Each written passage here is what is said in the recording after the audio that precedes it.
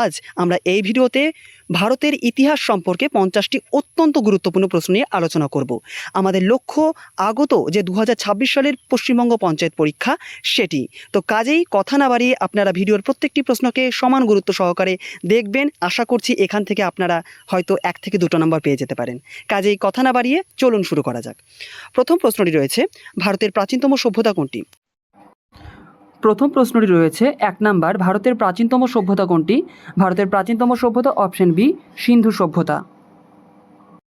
2 number কোশ্চেনটি রয়েছে, হরপ্পা সভ্যতার প্রথম আবিষ্কার কে করেছিলেন? হরপ্পা সভ্যতার প্রথম আবিষ্কার করেছিলেন অপশন বি, দয়ারাম সাহানি। তারপরে মহেঞ্জোদারো আবিষ্কার কে করেছিলেন? মহেঞ্জোদারো আবিষ্কার করেছিলেন ডক্টর রাখাল দাস বন্দ্যোপাধ্যায়। আমি ব্যাক টু ব্যাক আলোচনা করে যাচ্ছি, আপনারা শুধু আমার সঙ্গে থাকুন। 4 নাম্বার কোশ্চেনটি হচ্ছে, ঋগ্বেদ কোন যুগের গ্রন্থ? ঋগ্বেদ প্রাক বৈদিক যুগের গ্রন্থ। তারপরে জৈন ধর্মের প্রতিষ্ঠাতা হিসেবে কাকে আমরা গণ্য করে থাকি? জৈন ধর্মের প্রতিষ্ঠাতা হিসেবে আমরা অপশন সি, মহাবীরকে আমরা জেনে থাকি। এবার 5 নাম্বার কোশ্চেনটি রয়েছে, বৌদ্ধ ধর্মের প্রতিষ্ঠাতাকে? বৌদ্ধ ধর্মের প্রতিষ্ঠাতা অপশন বি, গৌতম বুদ্ধ।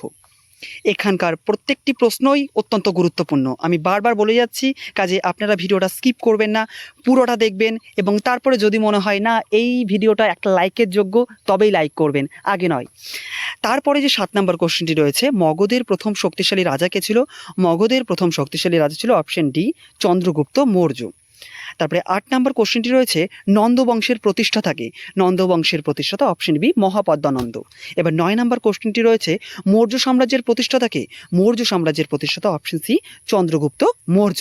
এবার 10 নাম্বার কোশ্চেনটি রয়েছে, মৌর্য সাম্রাজ্যের শ্রেষ্ঠ সম্রাট হিসেবে কাকে গণ্য করা হয়? মৌর্য সাম্রাজ্যের শ্রেষ্ঠ সম্রাট হিসেবে গণ্য করা হয় সম্রাট অশোককে, অপশন নাম্বার সি। তারপরের 11 নাম্বার কোশ্চেনটি রয়েছে, চাণক্য আর কোন নামে, অর্থাৎ চাণক্যকে আমরা আর কি নামে চিনি? চাণক্যকে আমরা চিনি অপশন বি, কৌটিল্য নামে। এরপরে 12 নাম্বার কোশ্চেনটি রয়েছে, ইন্ডিকা গ্রন্থের রচয়িতাকে? ইন্ডিকা গ্রন্থের রচয়িতা অপশন সি, মেগাস্থিনিস। এই কোশ্চেনগুলো শুধুমাত্র যে পঞ্চায়েত পরীক্ষা এমনটা নয়, এই কোশ্চেনগুলো আগত যে আইসিডিএস এক্সামটি অনুষ্ঠিত হবে সেখানেও সমানভাবে প্রাসঙ্গিক। এবার 13 নম্বর কোশ্চেনটি রয়েছে, মেগাস্থিনিস কার রাজত্বকালে ভারতবর্ষে এসেছিলেন? মেগাস্থিনিস ভারতবর্ষে এসেছিলেন অপশন বি, চন্দ্রগুপ্ত মৌর্যের রাজত্বকালে। তারপরে এবার 14 নম্বর কোশ্চেনটি রয়েছে, কলিঙ্গ যুদ্ধ কোন মৌর্য সম্রাটের সময় সংঘটিত হয়েছিল? কলিঙ্গ যুদ্ধ, সেই ভয়াবহ যুদ্ধ, এটি অপশন সি, অশোকের সময় অনুষ্ঠিত হয়েছিল বা সংঘটিত হয়েছিল। এবার 15 নম্বর কোশ্চেনটি রয়েছে, কলিঙ্গ যুদ্ধের পর কোন সম্রাট বৌদ্ধ ধর্ম গ্রহণ করেছিল? কলিঙ্গ যুদ্ধের পর বৌদ্ধ ধর্ম গ্রহণ করেছিল অপশন বি, অশোক। এবার 16 নম্বর কোশ্চেনটি রয়েছে, মৌর্য সাম্রাজ্যের শেষ সম্রাট কে ছিল? মৌর্য সাম্রাজ্যের শেষ সম্রাট ছিল অপশন সি, বৃহদ্রথ। আমি এখানে একটু ফাস্ট করার চেষ্টা করছি যেহেতু 50টা প্রশ্ন, কাজে আপনাদের যদি আরও ফাস্ট প্রয়োজন হয় আপনারা স্পিড বাড়িয়ে দেখবেন। এবার 17 নম্বর কোশ্চেনটি রয়েছে, শুঙ্গ বংশের প্রতিষ্ঠাতা কে ছিলেন? শুঙ্গ বংশের প্রতিষ্ঠাতা ছিলেন অপশন এ, পুষ্যমিত্র শুঙ্গ। এবার 18 নম্বর কোশ্চেনটি রয়েছে, কুষাণ সাম্রাজ্যের সর্বশ্রেষ্ঠ শাসক কে ছিল? কুষাণ সাম্রাজ্যের সর্বশ্রেষ্ঠ শাসক অপশন সি, কনিষ্ক। তারপরে 19 নম্বর কোশ্চেনটি রয়েছে, চতুর্থ বৌদ্ধ সংগতি কার শাসন আমলে অনুষ্ঠিত হয়? কার শাসনকালে অনুষ্ঠিত হয়েছিল? সেটি হচ্ছে অপশন বি, কনিষ্ক। এবার আমি একটু বলে রাখি, এখানে পরপর 4টা বৌদ্ধ সংগতি হয়েছিল, প্রথম, দ্বিতীয়, তৃতীয় এবং চতুর্থ।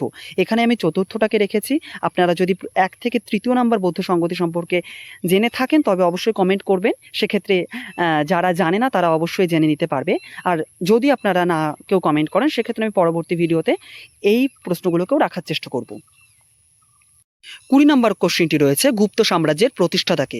গুপ্ত সাম্রাজ্যের প্রতিষ্ঠাতা, এটির অপশন সি, শ্রীগুপ্ত। গুপ্ত সাম্রাজ্যের প্রতিষ্ঠাতা শ্রীগুপ্ত।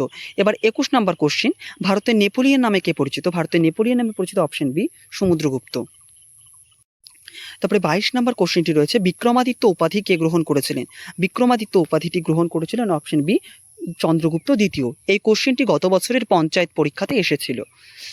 এবার 23 নম্বর কোশ্চেনটি রয়েছে, হুনদের আক্রমণ সফলভাবে প্রতিহত কে করেছিলেন? অর্থাৎ হুনদেরকে কে আটকাতে সমর্থ হয়েছিল? এটির উত্তর হবে অপশন ডি, স্কন্দগুপ্ত। এরপরে 24 নম্বর কোশ্চেনটি রয়েছে, গুপ্ত যুগের বিখ্যাত চীনা পর্যটক কে ছিলেন? গুপ্ত যুগের বিখ্যাত চীনা পর্যটক ছিলেন, এটির উত্তর হবে অপশন সি, ফা হিয়েন। ফা হিয়েন। কোনো প্রশ্নের উত্তর যদি মনে হয় আমি একটু ভুল দিয়েছি বা আপনাদের কোথাও সংশয় থেকে থাকে অবশ্যই কমেন্টে জানাবেন। এরপরে 25 নম্বর কোশ্চেনটি রয়েছে, হর্ষবর্ধন কোন বংশের শাসক ছিলেন? হর্ষবর্ধন অপশন বি বর্ধন বংশের শাসক ছিলেন। 26 নম্বর কোশ্চেনটি রয়েছে, হর্ষবর্ধনের রাজধানী কোথায় ছিল? হর্ষবর্ধনের রাজধানী কোথায় ছিল? এটির উত্তর হবে অপশন বি, এটির উত্তর হবে অপশন সি কনৌজ। কনৌজে হর্ষবর্ধনের রাজধানী ছিল। তারপরে 27 নম্বর কোশ্চেনটি রয়েছে, পাল বংশের প্রতিষ্ঠাতা কে ছিলেন? পাল বংশের প্রতিষ্ঠাতা ছিলেন গোপাল। পাল বংশের প্রতিষ্ঠাতা ছিলেন অপশন সি গোপাল। এবার 28 নম্বর কোশ্চেনটি রয়েছে, পাল বংশের শ্রেষ্ঠ শাসক হিসেবে কাকে ধরা হয়? পাল বংশের শ্রেষ্ঠ শাসক হিসেবে ধরা হয় অপশন বি ধর্মপালকে। তারপরে 29 নম্বর কোশ্চেনটি রয়েছে, সেন বংশের প্রতিষ্ঠাতা কে ছিলেন? সেন বংশের প্রতিষ্ঠাতা ছিলেন অপশন এ বিজয় সেন। এবার 30 নম্বর কোশ্চেনটি রয়েছে, সেন বংশের গুরুত্বপূর্ণ শাসক কে ছিলেন? সেন বংশের গুরুত্বপূর্ণ শাসক ছিলেন অপশন সি লক্ষণ সেন। 31 নম্বর কোশ্চেনটি রয়েছে, দিল্লি সালতানাতের প্রতিষ্ঠাতা কে ছিলেন? অর্থাৎ দিল্লি সুলতানির প্রতিষ্ঠাতা হিসেবে কাকে ধরা হয়? দিল্লি সুলতানির প্রতিষ্ঠাতা হিসেবে ধরা হয় অপশন এ কুতুবউদ্দিন আইবক। কুতুবউদ্দিন আইবক। তারপরে 32 নম্বর কোশ্চেনটি রয়েছে, দিল্লি সালতানাতের প্রথম প্রকৃত সুলতান কে ছিলেন? প্রথম প্রকৃত সুলতান ছিলেন অপশন বি ইলতুৎমিশ। প্রথম প্রতিষ্ঠাতা কুতুবউদ্দিন আইবককে ধরা হলেও প্রকৃত সুলতান বলা হতো ইলতুৎমিশকে। তারপরে 33 নম্বর কোশ্চেনটি রয়েছে, দিল্লির প্রথম এবং একমাত্র মহিলা সুলতান কে ছিলেন? দিল্লির প্রথম এবং একমাত্র মহিলা সুলতান ছিলেন অপশন বি রাজিয়া সুলতানা। রাজিয়া সুলতান। এবার 34 নম্বর কোশ্চেনটি রয়েছে, আলাউদ্দিন খলজি কোন বংশের শাসক ছিলেন? আলাউদ্দিন খলজি অপশন বি খলজি বংশের শাসক ছিলেন। 35 নম্বর কোশ্চেনটি রয়েছে, টোকেন মুদ্রা চালু করার চেষ্টা করেছিলেন কে? টোকেন মুদ্রা চালু করার চেষ্টা করেছিলেন অপশন সি মোহাম্মদ বিন তুগলক। মোহাম্মদ বিন তুগলককে আমরা অন্য আর কি নামে জানি তার কাজকর্মের জন্য, সেটা অবশ্যই যদি জানো তোমরা বা তুমি যদি জেনে থাকো অবশ্যই কমেন্টে জানিও। এবার 36 নম্বর কোশ্চেনটি রয়েছে, লোদি বংশের শেষ সুলতান কে ছিল? লোদি বংশের শেষ সুলতান ছিল ইব্রাহিম লোদি। Option C Ibrahim Lodi. এই প্রত্যেকটা প্রশ্নই খুব বেসিক প্রশ্ন এবং খুব সহজ, সেই সঙ্গে খুব খুব বেশি ইম্পর্টেন্ট। কাজেই সহজ বলে কেউ এড়িয়ে যেও না। তোমরা যদি জেনে থাকো ভাববে এই ভিডিওটা দেখার মধ্যে দিয়ে তোমার রিভিশন হচ্ছে, ঠিক আছে? এরপরে 37 নম্বর কোশ্চেনটি রয়েছে, মুঘল সাম্রাজ্যের প্রতিষ্ঠাতাকে? মুঘল সাম্রাজ্যের প্রতিষ্ঠাতা অপশন সি বাবর। এবার 38 নম্বর কোশ্চেনটি রয়েছে, প্রথম পানিপথের যুদ্ধ কত সালে সংগঠিত হয়েছিল? প্রথম পানিপথের যুদ্ধ কার কার মধ্যে হয়েছিল যদি জানো অবশ্যই কমেন্টে জানিও। এটি সংগঠিত হয়েছিল 1526 সালে। 1526 সালে। এইবার 39 নম্বর কোশ্চেনটি রয়েছে, আকবরনামা গ্রন্থের রচয়িতাকে? আকবরনামা গ্রন্থের রচয়িতা অপশন এ আবুল ফজল। আমি এর পরবর্তী ভিডিও ইংরেজির উপরে আনছি, ঠিক আছে? তো তোমরা চ্যানেলের পাশে থেকো। আমি ইংরেজির যে অধ্যায়গুলো রয়েছে ভোকাবুলারির পার্ট, প্রত্যেকটি পার্ট আমি আমার এই ইউটিউব চ্যানেলে আপলোড করব, অবশ্যই তোমরা পাশে থেকো। এবার 40 নম্বর কোশ্চেনটি রয়েছে, দিন ই ইলাহি ধর্মের প্রবর্তককে? দিন ই ইলাহি ধর্মের প্রবর্তক অপশন সি আকবর। লাস্ট 10টা কোশ্চেন রয়েছে, আকবরের অভিভাবক কে ছিল? আকবরের অভিভাবক ছিল এটির অপশন সি বৈরাম খান। আকবরের অভিভাবক কে ছিল? বৈরাম খান।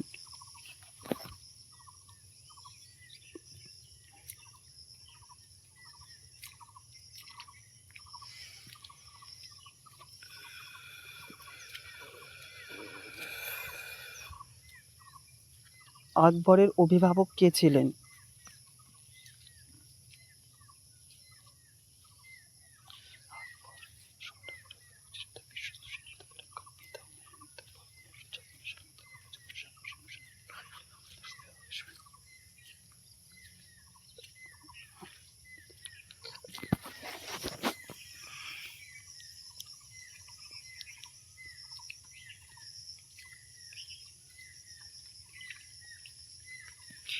বিয়াল্লিশ নম্বর কোশ্চেনটি রয়েছে, জাপ্তি রাজস্ব ব্যবস্থা কে প্রবর্তন করে? জাপ্তি রাজস্ব ব্যবস্থা প্রবর্তন করে অপশন বি রাজা টোডরমল। এবার 43 নম্বর কোশ্চেনটি রয়েছে, মুঘল সাম্রাজ্যের সর্বশ্রেষ্ঠ সম্রাট হিসেবে কাকে ধরা হয়?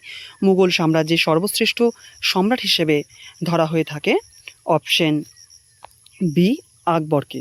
এটির 43 নম্বরের উত্তর হবে অপশন বি আকবর। এবার 44 নম্বর কোশ্চেনটি রয়েছে, তাজমহল নির্মাণ করেন কে? তাজমহল নির্মাণ করেন অপশন সি শাহজাহান। এরপরে 45 নম্বর কোশ্চেনটি রয়েছে, ময়ূর সিংহাসন কে নির্মাণ করেন? ময়ূর সিংহাসন কে ময়ূর সিংহাসন নির্মাণ করেছিলেন? এটির উত্তর হবে শাহজাহান, অপশন সি শাহজাহান। এরপরে 46 নম্বর কোশ্চেনটি রয়েছে, ভারতের শেষ শক্তিশালী মুঘল সম্রাট কে ছিলেন? ভারতের শেষ শক্তিশালী মুঘল সম্রাট কে ছিলেন? প্রশ্নটার দিকে অবশ্যই একটু মনোযোগ দেওয়ার ব্যাপার আছে। এইখানে শেষ মুঘল সম্রাট জানতে চায়নি, এখানে জানতে চেয়েছে শেষ শক্তিশালী মুঘল সম্রাট কে ছিলেন।